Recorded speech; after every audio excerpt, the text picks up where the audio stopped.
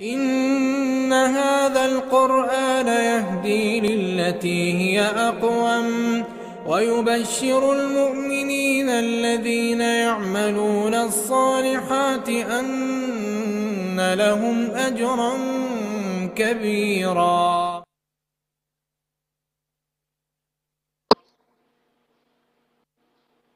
بسم الله الرحمن الرحيم. الحمد لله رب العالمين والصلاة والسلام على أشرف المرسلين سيدنا Muhammed على آله ve ashabihi ecmaîn. Kadrli görürmenler, bugünkü programımızda ahlak hakkında toxtalımız. Allah Teala Peygamberimiz Muhammed sallallahu aleyhi ve sellem'ni maqtab ve inneke le'ala hulukun azim. Sen hakikaten büyük ahlakka igisən degan. Ahlak adet boyida yerleşip adet halıga kelgen kılıklardır. Adamның yürüş turuşu, gep sözü, muamelesi, micaz hulqı ve barlıq işlerini tertipke ve kelip kısaldığan mizandır. Ahlak, güzel ahlak ve naçar ahlaktan iki bildirdi. Güzel ahlak yüzümüzge, ailemizge, etrafımızdakilerge, cemiyetimizge, insaniyetge, menfaatlik bolğan kılıklar, mesela sehilik, rast sözlük, cüretlik, dadil, hakikatli sözler, durust, haqqani buluş, degan bütün yaxşılık türlerini Allah Teala razı bulduğun ve Allah Teala memnun bulduğun bütün yaxşılık türlerini öz içine aldı. Naçar ahlak özümüzge, ailemizge, etrafımızdakilerge, cemiyetke ve insaniyetke ziyanlı olan kılıklar. Mesela fitnexorluq, jidalxorluq, yalğançılıq, aldamçılıq, saxtipazlik, yepida turmaslik, haram yeyish, chekimchilik, g'iybatxorluq deganga o'xshash bir sura islom dinimiz cheklagan yomon qiliqlar. Allah Teala Peygamberimiz Hazreti Muhammed sallallahu aleyhi ve sellem'ni samavi dinni tamamlaguchi ve ta kıyametkiçe özgermeydiğen şeriatni insanlara yetkizgichi peygamber kılıp evetken. Resulullah sallallahu aleyhi ve sellem'e Allah Teala degan ki: "Oma ersalnake illa rahmeten lil alemin." Biz seni fakat alemlerge rahmet kılıpla evettik. Alemler dediğimiz insanlar alemi, hayvanatlar alemi, haşaratlar alemi, tabiat alemi deganga o'xshash barliq alemlerini öz içine aldı. Şu alemlerin hepsi için Peygamberimiz rahmet bulup gelgen. Endi rahmet degan söz nimini bildirdi? Rahmet degan bizning sözümüzdeki minnettarlık bildiriş, teşekkür aytish, rahmet aytish degan sözmü undaq emas. Yoki rahmet degan rahim shafqat qilib ish chaqirtishmi undaq emas. Rahmet degan so'zni ulug' olim, tilshunos Abdulqahir Jurjani başqalarga yaxshilik yetkazish deb xuloslagan. Allama İbn Qayyim o'zi ko'ngli xolimsimi boshqalarga yaxshilik yetkazish deb ta'riflagan. Demak, rahmat degan gap boshqalarga yaxshilik yetkazish degan ekan. Endi Rasululloh sollallohu alayhi vasallam musulmonlarga bu yaxshilik yetkazdi. Masalan, musulmonlar Rasulullohga ergashganlik uchun bu dunyoda iymonlik, huzur, halovatlik, qanoatlik va ko'ngli to'q yashaydi. Shunda endi musulmon bo'lmaganlicha ularga Rasululloh qanday yaxshilik yetkazdi? Musulmon bo'lmaganlarga yaxshilik yetkazdi-ki, Rasululloh birinchidan uni islomga da'vat qildi. Agar islomni qabul qilmagan bo'lsa-mu, ular musulmonlar bilan muomala qilish jarayonida, musulmonlar bilan birga o'tish, yashash jarayonida musulmonlarning haqqoniligini, odilligini ko'rdi va musulmonlarning yaxshiligini İslamның şarafeti bilen musulmonlarga ve musulmon emas her qanday millatga haqqani, to'g'ri, durust, adolatli, axloqli bo'lishga buyurilgan. Shunga musulmonlar bilan aralashganlar musulmonlarning foydasini albatta ko'rdi. Masalan, Arab yarim orolidagi islom davlatlarining tarkibida yashaydigan Hristiyan yahudilarning musulmonlarning yaxshi muomalasi, adalet perverliki bilen yaxshi yaşaganga o'xshash. Masalan, Amerika deyimiz, Germaniya deyimiz, Kanada deyimiz mesela halkı Müslüman emas, Müslüman emas, ama Müslümanların bekinde emas. Müstakil devletler Müslümanların kayda yaxşılık yitidi o dese, Müslümanlarınki haqqaniliqi, toğruluqi, yaxşı niyeti, ularınki muamelesinin yaxşılıqıdan yitidi. Ama hazırki günümüzde Müslümanlar başkalarını bir tesirlendirip Müslüman kılalaydıgan derecede bulması mı? Tarihlarda Müslümanlar şundak boğan. Mesela Janubi Asiyadaki, Şarkı Asiya tarafındaki insanlar Yemenlik Müslüman karvallarının yaxşı muamelesi, haqqaniliqi, toğruluqi, durustluqi sebebinden iman etip Müslüman boğan. Mesela biz Uygurlar boğumuz Tutuq Buğraxanın devride Abu Nasr Samani, Samaniler devletinden kelgen Şahzadeninki yaxşı muamelesi, güzel ahlakı sayesinde Müslüman boğan mesela. Burun nurgun milletler Müslümanların güzelliğinin, yaxşılığının Müslüman boğan. Hem de hazırki zamanda Müslümanların ahlakının Müslüman bulutkalı intayın az. Ama bizim kulumuzda Kur'an sünnet var. Kur'an sünnetinin hakikatine qarab, hakikat qaysi ekan, Müslüman bilen İslam'ın farkı qaysi ekan, bunu ayırıp bilgenler elbette İslam'ın tesirini Müslüman buludu. Yani biri, tamam, Müslümanlığa, Müslüman emeslerge bu Resulullah'ınki rahmet bulup kelgenine faydası yititken, hem de tabiatga, hayvanlara qandaq yitidi o desa, Müslümanlar hayvanlarını cennet kıymay öldürüşke buğuzluğunda ittik bıçakta tez buğuzlaşka cennet kıymaslığa ve hayvanlara yüzü götürülmeydiğin elim meslek atmaslığa ve hayvanlarını aç koymaslığa buyurgan eğer şunda günahkar buldu değilgen. Müslümanlar hayvanlarımı rahim şefkat buldu. Muşu Resulullah sallallahu aleyhi ve sellem ilip gelgen rahmetninki iznası, şununki tesiri bilen. Hem de tabiatga qanday faydası buldu? Tabiatga Müslüman adam tabiatni asraydi. Tabiatni qo'g'daydi. Haj ömrüge ihram bağlayan kişinin Mekke'ninki daraxtlarini, yağaçlarını sundurishga bo'lmaydiganligi.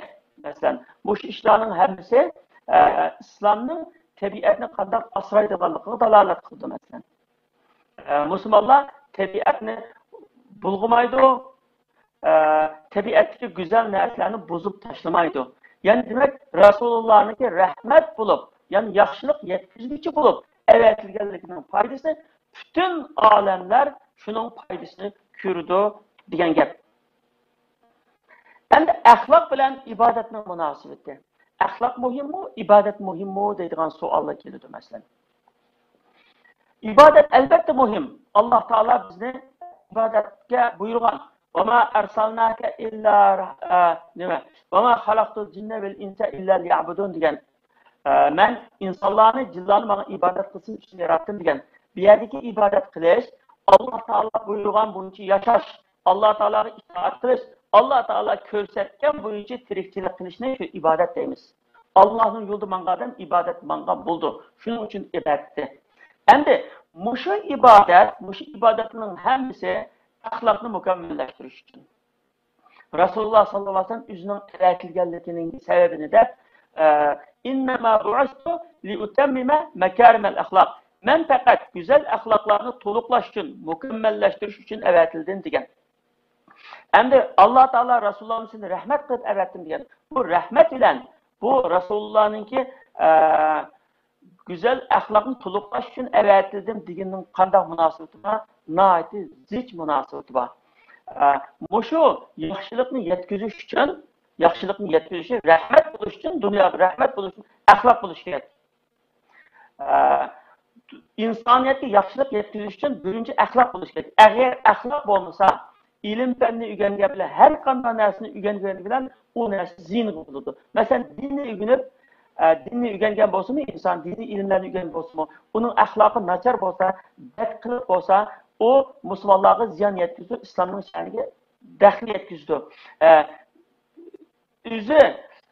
İnsanlar İslami ahlak yok halette ilim fen ügünüp, fen teknik ügünüp, Her qancha yetishgan bo'lsa-mu, bundaq insonlarniki atom yasash, qirg'iz qurollarni yasash, insonlarni zaharlaydigan zaharli chekimliklarni yasash degan shu yomonliklardan uni binasi tusamaydi. Çünkü güzel axloq bo'lmasa. Çünkü axloq bo'lgan vaqtda u axloqiy bir qurg'onning ichida bo'lgan bo'ldi inson shuni bilan o'rgangan ilmini yaxshi yo'llarga ishlata oladi.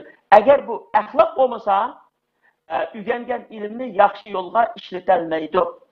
Shunga va ma arsalnaka illa rahmatan lil alamin degan oyat bilan innama ba'astu li atammama makarimal axloq degan birisi-birisini to'liqlaydigan ikki muhim narsa. Endi islom dunyosida bunda ikki xil inson bor.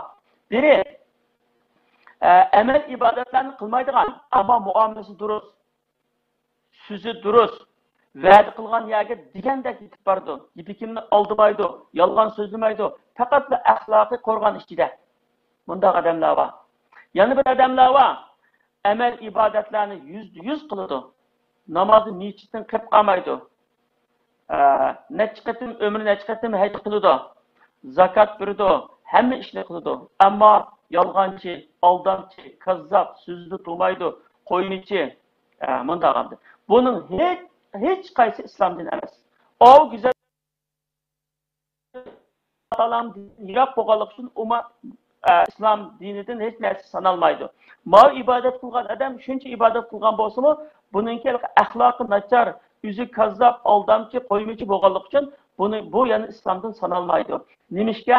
Chunki bu ibodatlar güzel axloqni tamomlash uchun yordam qiladigan vositalar.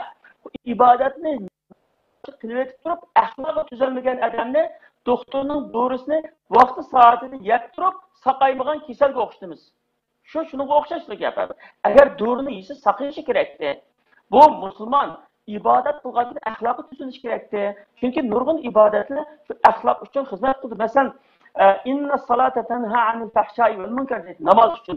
Namoz yomon ish qiliqlardan haqiqiy namoz.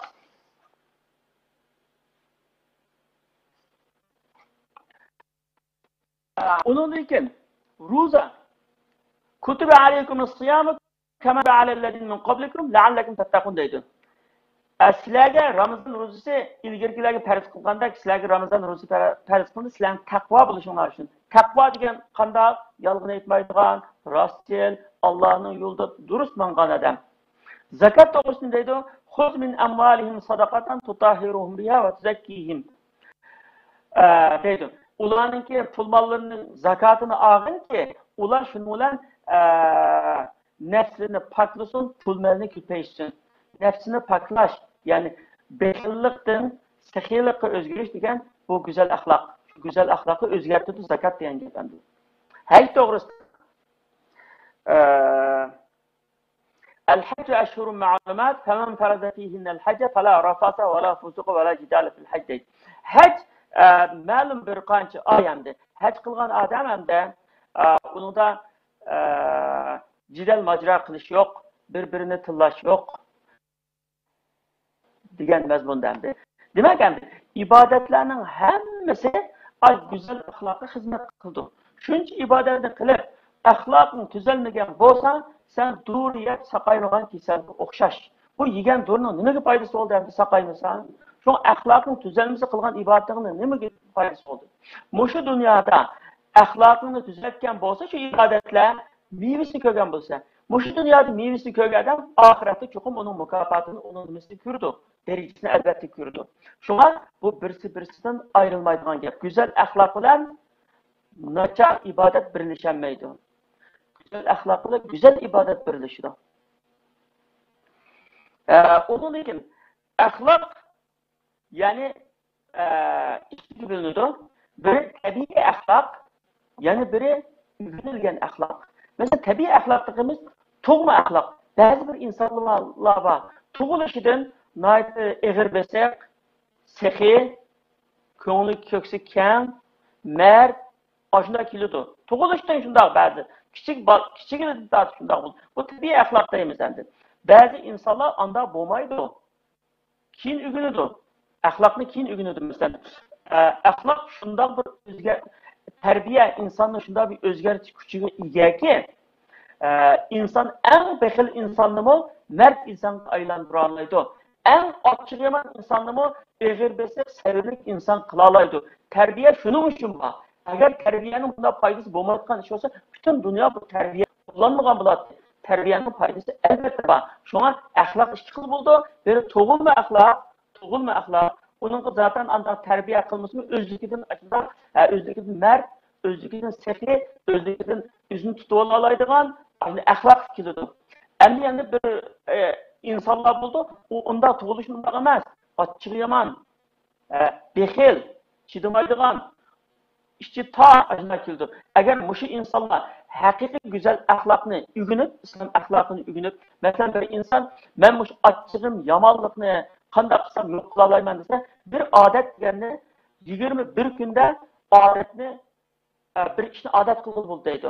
Ba'zilar 40 kun deydi, o'zgartirdi odam deydi.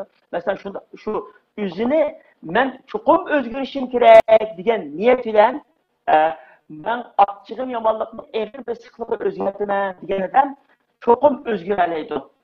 O jiq buniki namunalari bor. Yana biri inson bexillik niçin belgeslemeyen şunda bexil adam merd insanlar bilan aralashsa, merd insanlarning qo'lida tarbiyalansa, merd ailada bo'lsa, merd do'stlar bilan bo'lsa, u albatta merd qo'lidan sehi bo'la oladi. Chunki agar insonda faqat shu go'zal axloqni o'rganishga qobiliyat va istak moyillikli bo'lsa, shu uch narsa bo'lsa, albatta qila oladi. Ama hamma insonni %100 axloqi o'zgardi degili bo'lmaydi. Chunki bu insonningki a'zo organlariga o'xshaydi. Masalan, ba'zi organlarimizni mashq orqali ko'ndirib binasiga o'g'itamiz. Ba'zi organlarimizni o'g'itga bo'lmaydi. Masalan, qo'limizni ishini bilmayotgan odamning qo'lini chiroyli xat yozishga, rasm chizishga, go'zallarni chizishga ko'ndirildi qo'lni. Mashq qilish, turishga ko'ndirildi. Ama anlamaydigan bir quloqni onu köndürüş, mashq qilish orqali anglaydigan qilganda bo'lmaydi. Shunga inson, ba'zi insonlar shunda o'zgarishga moyil, o'zgarishga iqtidor bor, o'zgarishni istaydigan keldi. U insonlar shu o'zgaradigan, shu yaxshi jamiyatda chuqur o'zgaradi. Masalan, insonni o'zgartirgan nima? Oila, jamiyat, maktab, do'stlar. Yaxshi tarafga, yomon bo'lsa, yomon tarafga chuqur o'zgartiradi. Endi tabiiy axloq bilan kasbiy axloq deymiz, keyin o'rganilgan axloqninki daraja jihatdan ikkisining farqi bormi? Ikkisi o'xshash. Ammo savob jihatda o'rganilgan axloqninki darajasi yuqori bo'ladi deb o'ylaymiz. Chunki u tug'ilma go'zal axloqmasdan shunday go'zal axloqli bo'ladi, yaxshi ish qiladi. Ammo tug'ilma go'zal axloqli bo'lmagan odam, masalan, ochiq yomon odam, bexil odam, yolg'on aytib qo'ydigan odam, yolg'on aytmaslik uchun, yolg'on aytmaydigan bir odam bo'lish uchun, nomard odam, mard bir odam bo'lish uchun, ochiq yomon odam, o'zini tutib ola oladigan, sevillik bir odam bo'lish uchun qanchalik savob yoziladi. Chunki o'zini isloh qilish uchun Allah Taala'nın layık, Allah Taala'nın rahmetiga, merhametiga layık bir bende bo'lish uchun qanchalik jabata atıp o'zini o'zgartgan bo'lsa, buni shunchalik ajr mukofot beriladi. Masalan, tamaki chekishni o'rganib qolgan odam, mushu tamakini tashlash uchun, mushu haromkan, mushu Alloh harom qilgan narsa ekan, men mushuni tashlaydi, shuni tashlashni qanchalik jabata atib shuni yengadi. O tamaki çekmeyen adamın bekar savap tapıdan dedi. İşte nurgun riyazet çekti cevap. Yani yıkılgan adamdan yukarı bulanmaydı çıkanlar vakitte. Çünkü yıkılgan adam bir nesinin yürütüp tuzluğanlıkının kadrini bildi. Yıkılış arkalık bu beşini bir tecrübini ötkezdi. Yıkılmagan adam anda bir nesini ötkezmedi. Şu anda o'rganilgan axloq savob daraja jihatda yuqori bo'ladi deb o'ylaymiz endi. Odam axloq bilan cho'qim o'zgardi. Hatto shu serikchilar sherni, shu odamni yirtib yeydigan bir hayvonni, mushunda uy hayvonlarga o'xshash ko'ndira oladi. Shu şunu siriklep gündürmedi. Şunu terbiye etmiyor. İnsanlar her konuda nasıl gündürmedi. Fakat insanda şu istek, iktidar özgürlükке ve mayillik olsa onu özgertelik. Ama insan hiç kandan nesini özgermeymen, nimi okusam okuyayım ki nimi sözlüsün bilkim, nimini görsem görmem, hiç kandan özgermeyim, ay diginim diyen dert olsa, o özgermeydi, onu hiç kandan özgermeyim. Şunda oldu, gülüden, şu bu işi gülüden bu insan. Demek insan istek olsa, çokum Allah Teala onu yardım kıldı, çokum özgürdüm. Allah Teala hemimizden güzel ahlaklı Müslümanların kılsın, emel ibadetlerimizi kabul kılsın. Amin. Hürmetli görünmem kardeşler, bugünkü programımız bu yerde ahlaşıdı. Kilitliğin programımızda görüştükçe hemenlerini Allah'a emanet kılın. Selamat olunlar. Vesselamu aleyküm ve rahmetullahi ve berekatuhu.